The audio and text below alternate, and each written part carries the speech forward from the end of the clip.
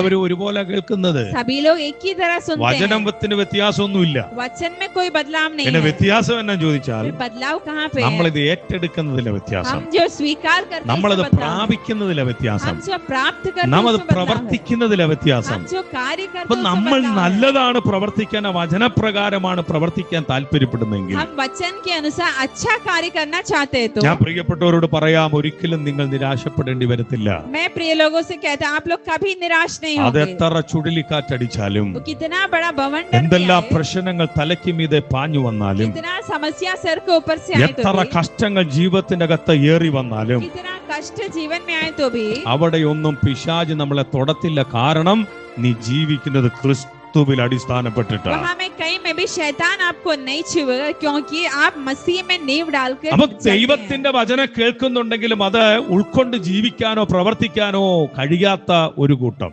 परमेश्वर का वचन सुनते तो है लेकिन वो ग्रहण करके उस प्रकार जीना नहीं चाहने वाले एक झुंड लोग, അവർക്കിത് പ്രയോജനപ്പെടത്തില്ല.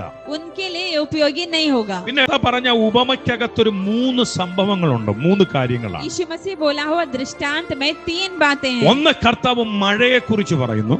एक तो बारिश के बारे में, 2 നദിയെ കുറിച്ച് പറയുന്നു. दूसरा नदी के बारे में 3 कहता है, കാറ്റിനെ കുറിച്ച് പറയുന്നു. तीसरा हवा के बारे में कहता है। ചുരുക്കി പറഞ്ഞാൽ ജീവിതത്തിന്റെ പണികളെ അഭിമുഖീകരിക്കേണ്ടി വരുന്ന 3 സാഹചര്യങ്ങളാണ്. जीवन के कार्यों में हमें सामना करने पड़ने वाला 3 ഇനി संभावना। അടിസ്ഥാനമിട്ടതായിരിക്കാം, नींव डाला होगा, നല്ല അടിസ്ഥാനമില്ലാത്തതായിരിക്കാം. अच्छा नींव नहीं होगा, പക്ഷേ ഈ 3 കാര്യങ്ങൾ ജീവിതത്തിന്റെ അകത്ത് ഏറ്റുമുട്ടപ്പെടും. लेकिन ये 3 बातें जो हमारे सामने आएंगी, ഇത് നമ്മൾ അഭിമുഖീകരിക്കേണ്ട സമ്മർദ്ദങ്ങളാണിതെല്ലാം. इसे हमें सामना करना पड़ेगा ये दबाव को। കാരണം നല്ല പണി അല്ലെങ്കിൽ, अच्छा कार्य नहीं ഇനി करते നല്ല तो, പണിയാണെങ്കിലും अच्छा कार्य अगर करते तो भी, കാറ്റുണ്ട്, हवा होगा, മഴയുണ്ട്, बारिश होगा, നദി പൊങ്ങി വരും. नदी भी उमड़ेगा। ഇത് 3 നമ്മൾ അഭിമുഖീകരിക്കേണ്ടവരാണ്. ये तीनों को हमें सामना करना पड़ेगा। അടിസ്ഥാനമിട്ടവരാണെങ്കിൽ അവൻ കൂള.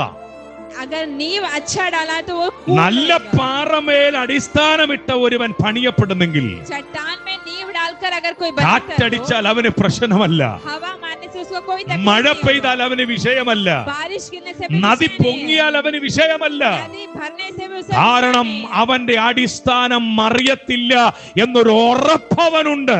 क्योंकि उसका नींव जो है डगमगाएगा नहीं, क्योंकि वो ഇവിടെ दृढ़ ഇരിക്കുന്ന है। ദൈവമക്കളോട് ഞാൻ പറയാം, यहाँ बैठे हुए आपसे मैं ഈ कहता വചനം हूँ, നമ്മൾ കേൾക്കുമ്പോൾ നമ്മൾ നമ്മളെ തന്നെ ഒന്ന് ശോധനയും കൂടെ ചെയ്യണം. ये वचन जब हम सुनते हैं तो अपने आप को, ഞാൻ നല്ലൊരു അടിസ്ഥാനമാണ് ഇട്ടിരിക്കുന്നതെങ്കിൽ मैं अच्छा नींव अगर डाला हूँ तो പ്രശ്നങ്ങൾ എത്ര വന്നോട്ടെ, कितना भी समस्या आ രോഗങ്ങൾ जाए, എത്ര വന്നോട്ടെ, कितना भी बीमारी आए, എന്തെല്ലാം പ്രശ്നങ്ങൾ വന്നാലും कोई भी समस्या आने से എനിക്കൊരു കുഴപ്പം വരത്തില്ല.